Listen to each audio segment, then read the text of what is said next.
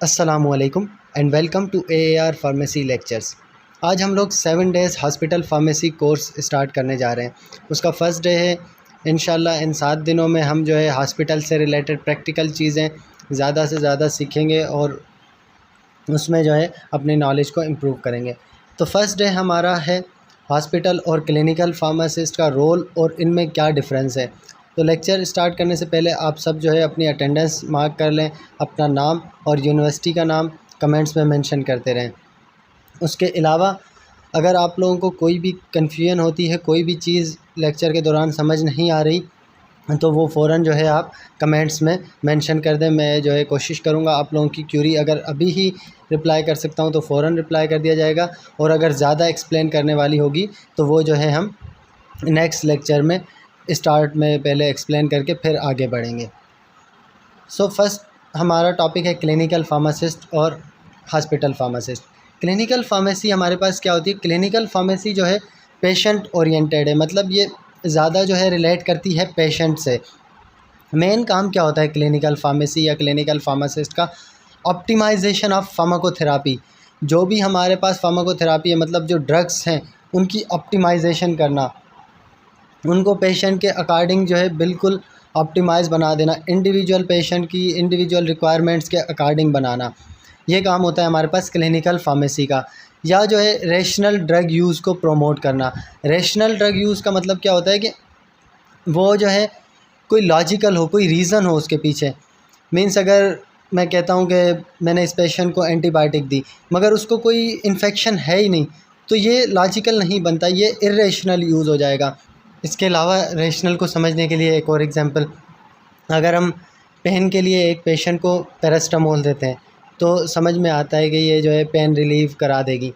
अगर उसी पेन के लिए हम एंटीबायोटिक्स दें तो ये समझ नहीं आएगी।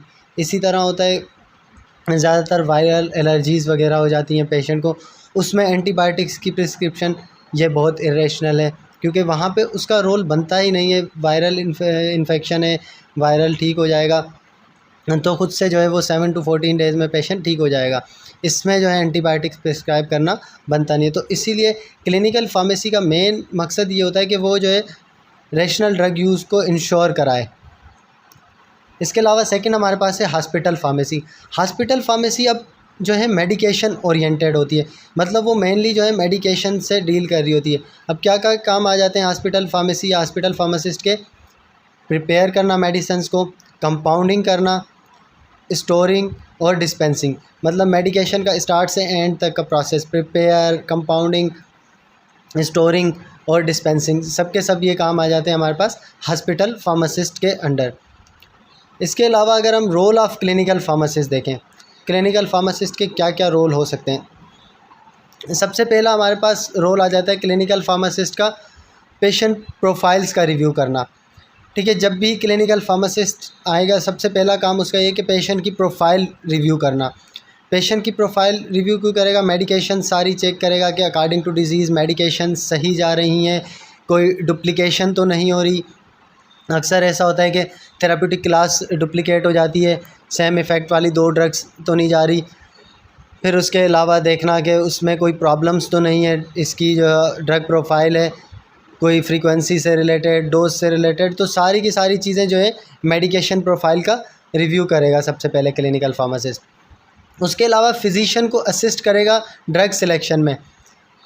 जब भी अब ड्रग सिलेक्शन का मामला आएगा, फिजिशियन जो है कंडीशन बताएंगे क्लिनिकल फार्मासिस्ट को, ये प्रॉब्लम्स है हमारे पास, ये पेशेंट है, अब इसमें हमने जो है ड्रग सेलेक्ट करनी है। तो क्लिनिकल फार्मासिस्ट का रोल है कि वो जो है फिजिशियन को बताएगा कि इस पेशेंट की इस कंडीशन के अकॉर्डिंग हमारे पास ये बेस्ट चॉइस बनती है, इनमें से हम ये ड्रग्स दे सकते हैं। इसके अलावा जो है हमारे पास नर्सिंग स्टाफ को एडमिनिस्ट्रेशन से रिलेटेड बताएंगे। अब फॉर एग्ज़ाम्पल एक मेडिसन है, वो चली तो गई, प्रिस्क्राइब हो गई, उसके बाद डिस्पेंस हो गई, नर्सिंग वालों को पता नहीं है ये किस तरह एडमिनिस्टर करनी है, तो क्लिनिकल फार्मासिस्ट वहाँ पे उन्हें गाइड करेगा कि ये किस तरह से एडमिनिस्टर करनी है। अगर कोई आईवी की हमारे पास फार्म में गई है तो आईवी इन्फ्यूजन चलानी है, आईवी बोलस चलानी है, क्योंकि इन्फ्यूजन और बोलस इस रेट से भी बहुत फ़र्क पड़ता है। एडवर्स इफ़ेक्ट्स आ सकते हैं, पेशेंट में टॉक्सिसिटी हो सकती है, बहुत से मसले जो है इन्फ्यूजन रेट से रिलेटेड हो सकते हैं। तो सिर्फ इन्फ्यूजन रेट पे ही इतने मसले आते हैं। फिर दूसरी एडमिनिस्ट्रेशन है कि ये खाने से पहले देनी है, खाने के बाद देनी है, इस खाने के साथ दे सकते हैं या इस खाने के साथ नहीं दे सकते। ये सारी की सारी चीज़ें जो है क्लिनिकल फार्मासिस्ट बताएगा नर्सिंग स्टाफ को कि इस तरह से ये ड्रग जो है एडमिनिस्टर करानी है। इसके अलावा हेल्थ केयर टीम को इंफॉर्मेशन प्रोवाइड करना ड्यूरिंग राउंड्स। अब जब भी राउंड होते हैं तो मल्टी डिसिप्लिनरी राउंड होते हैं, डॉक्टर्स भी होंगे, फार्मासिस्ट भी होते हैं, उसके अलावा नर्सिंग स्टाफ भी होता है और उनके जो है स्टूडेंट्स भी होते हैं। तो जब भी ये मल्टी डिसिप्लिनरी राउंड होते हैं उसमें हेल्थ केयर टीम को कोई भी इंफॉर्मेशन चाहिए होती है। और इसके अलावा हमारे पास न्यूट्रिशन से रिलेटेड भी होते हैं, क्योंकि टीपीएन वगैरह डील कर रहे होते हैं या दूसरे भी अगर कोई हेल्थ केयर टीम के मेंबर्स होंगे तो उन सबको इन्फॉर्मेशन देना फार्मासिस्ट का काम है। अब फॉर एग्जांपल हमारे पास न्यूट्रिशन वाले आ जाते हैं, वो कहते हैं कि टीपीएन से रिलेटेड हमें कुछ क्यूरीज़ हैं, कुछ सवाल करने, तो क्लिनिकल फार्मासिस्ट का वहाँ पे रोल आ जाता है कि वो उन्हें बताएं टीपीएन से रिलेटेड उनकी जो भी क्यूरी हैं, उन्हें पूछना है क्या कंपोजिशन रखनी है, क्या चीज़ें हैं, जो भी उनकी क्यूरीज़ हैं उनको आंसर करना जो है क्लिनिकल फार्मासिस्ट का काम है। इसी तरह अगर डॉक्टर्स की कोई भी क्यूरी है या जो है वहाँ पे स्टूडेंट्स हैं उनकी कोई क्यूरी है ड्रग से रिलेटेड, तो उसको डील करना फार्मासिस्ट का काम है। इसके अलावा डोज़ एडजस्टमेंट ख़ास तौर पे रीनल इम्पेयरमेंट हो गई, हमारे पास लिवर इम्पेयरमेंट हो गई, उन कंडीशंस में डोज़ एडजस्टमेंट या इसके अलावा डिफरेंट कंडीशंस के अंदर डोज़ एडजस्टमेंट करना, ये भी हमारे पास क्लिनिकल फार्मासिस्ट का रोल आ जाता है। क्योंकि अगर किसी रीनल इम्पेयरमेंट के पेशेंट में हम डोज़ एडजस्टमेंट नहीं करें तो माइट भी उस ड्रग की टॉक्सिसिटी हो सकती है और टॉक्सिसिटी की वजह से जो है पेशेंट की जो है और हेल्थ वर्सन हो सकती है। तो उसको बचाने के लिए हम जो है डोज़ एडजस्टमेंट ज़रूर करेंगे। तो क्लिनिकल फार्मासिस्ट का यहाँ पे रोल आ जाता है कि वो डोज़ एडजस्टमेंट में हेल्प आउट करता है। इसके अलावा ड्रग इंटरेक्शंस। अब ड्रग इंटरेक्शंस भी हमारे पास 3 तरह के मुख्तलिफ होते हैं, drug interaction, drug disease interaction, drug food interaction. Drug interactions, drug disease या ड्रग फूड, इन सब पे भी जो है क्लिनिकल फार्मासिस्ट पेशेंट को या जो है डॉक्टर हेल्थ केयर टीम को गाइड कर रहा होगा कि इस ड्रग की इसके साथ ये इंटरेक्शन है, इन दोनों को साथ मत लीजिएगा, इनको जो है अवॉइड कीजिएगा, या 2 घंटे का गैप देना है, या एक अगर मेडिकेशन शाम में ले रहे हैं दूसरी सुबह के टाइम लेनी है, तो ये ड्रग इंटरेक्शन को अवॉइड करने के लिए बताया जाएगा। या डिज़ीज़ के साथ इंटरेक्शन है तो होता है कि कुछ डिज़ीज़ जो है ड्रग की मेटाबॉलिज्म को इफ़ेक्ट कर रही होती हैं, कुछ डिज़ीज़ ड्रग की एब्जॉर्प्शन को इफ़ेक्ट कर रही होती हैं, तो फिर उसके हिसाब से उनकी डोज़ एडजस्टमेंट वगैरह नेसेसरी हो जाती हैं। या फिर ड्रग फूड इंटरेक्शन की जो है केसेस में एटलीस्ट 2 to 4 आवर्स का गैप देना होता है अक्सर फूड्स के साथ, कि ये फ़ूड है इसके साथ मत लीजिए, या इतना जो है गैप ज़रूर दीजिए जब भी ये मेडिकेशंस इस तरह की फ़ूड्स के साथ लें। तो इनमें भी जो है क्लिनिकल फार्मासिस्ट का रोल आ जाता है।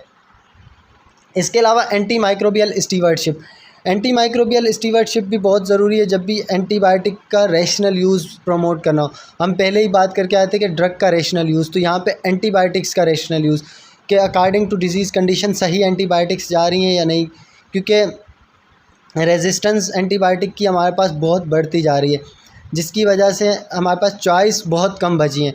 तो एंटी माइक्रोबियल स्टीवर्डशिप बहुत ज़रूरी है ताकि एंटीबायोटिक्स का मिसयूज़ रोका जा सके।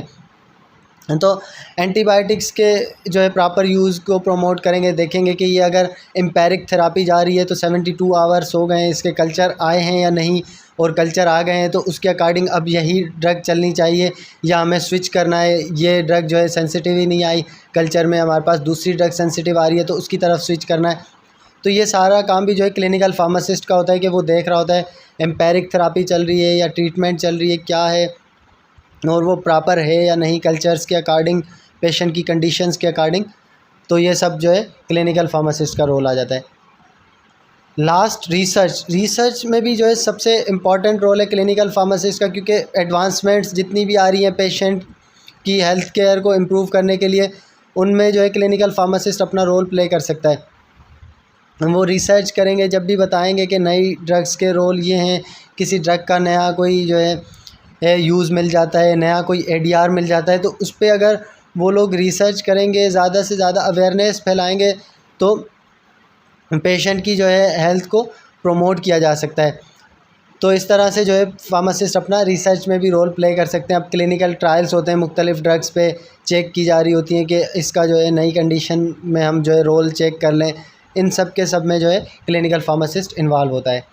नेक्स्ट हमारे पास हॉस्पिटल फार्मासिस्ट। हॉस्पिटल फार्मासिस्ट के क्या क्या रोल हैं? अब हमने ये कहा था कि मेडिकेशन से रिलेटेड मेनली हॉस्पिटल फार्मासिस्ट का रोल होता है। सबसे पहला इन्वेंट्री मैनेजमेंट।